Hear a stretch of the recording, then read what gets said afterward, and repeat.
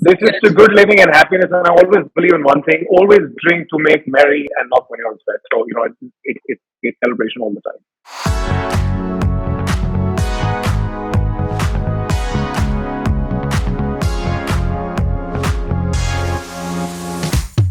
Today we have a very, very special guest, one of the sweetest, cutest, and one of my dearest friends. This is Karan Tacker in the house. Hi, Karan. What's up? How are you? I like how you said you have a date today, not with one, but with many girls from the tribe. That is true. Hi, how's everybody doing? Well, there's a lot of women here. Karan, tell us where you are and what you're doing. I know you're not in Bombay right now. I'm in Happy Valley. It's been about 2 weeks since I've been here. I thought, I needed all the right reasons to kind of get out of Bombay. COVID, I think, is a good reason because Bombay's been soaring. My parents are sort of, they have their own set of ailments. So keeping those in mind, and my building had a couple of cases. So, just trying to be safe. I thought it's a nice kind of getaway. And, my parents, Bichara, they've not been out of the house in 100 days. I've kept them in a separate lockdown. I don't know what the government is doing, but there's a separate lockdown which is done by me for my family. So I thought, it'd be nice. They can step out. They can do, like walks. So I forcefully send them out every day. And it's been lovely. It's been a lot of fun. I really loved Special Ops. I finally got a chance to watch it. Thank you. The girls are raising their hands. Raise your hand if you loved it, if you watched it and you enjoyed. There you go. You have a full house. And since it's in a happy hour, Karan said he's going to teach us a special cocktail and how to make it. And I think everybody has come prepared. And I think everyone's ready. So I'm going to hand it over to you, our mixologist extraordinaire. My logic of a cocktail, especially one at home, and this comes from a lot of my experiences actually come from all my travels.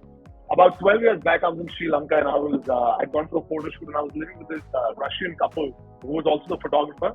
And, the husband came home and he opened a bottle of vodka and he poured himself a drink and he sat down and had a drink with me.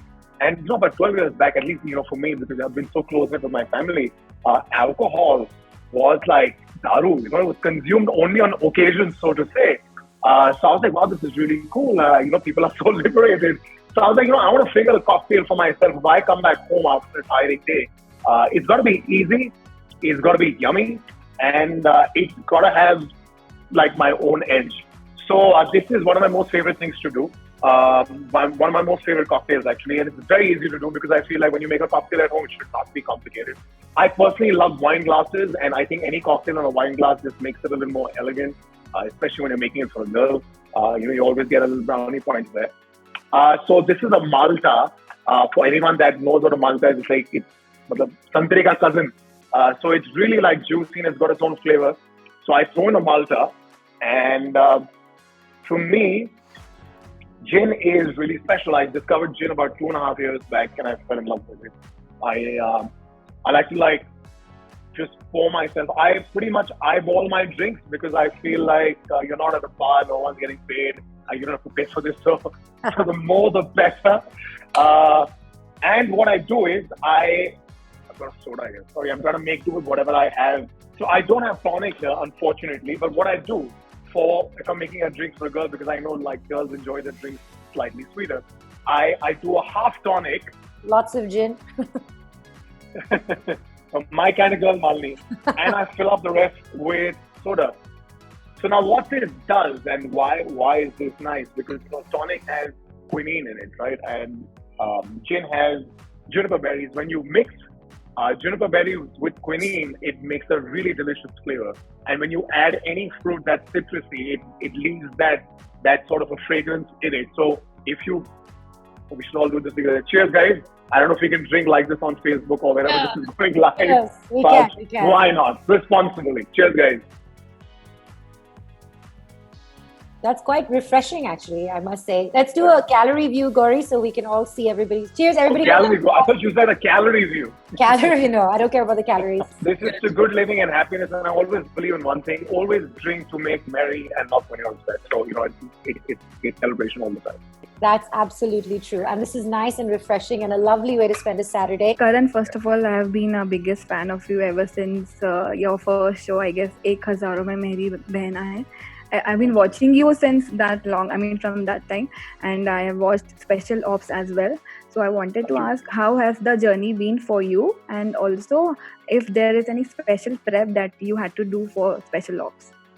So the real prep that went into it is because Farooq Ali has this very large graph, from the point of being scouted to being recruited to going out of the field, from the first mission onwards, and and finally finding Ekla Khan.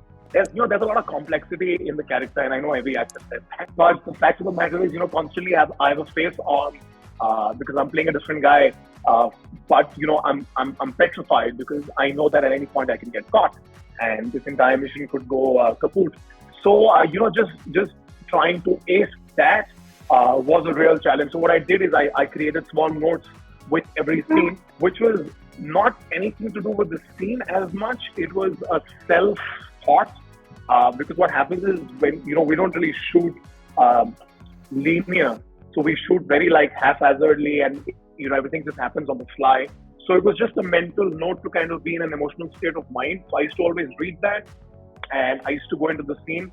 So I always have a subtext, and I have like my mind working on another thing. So that really looks interesting on camera. So that's the process that I really work hard on to ace Farooq Ali. And if you've noticed, Farooq has three different parts, right? Yes. From the young days to.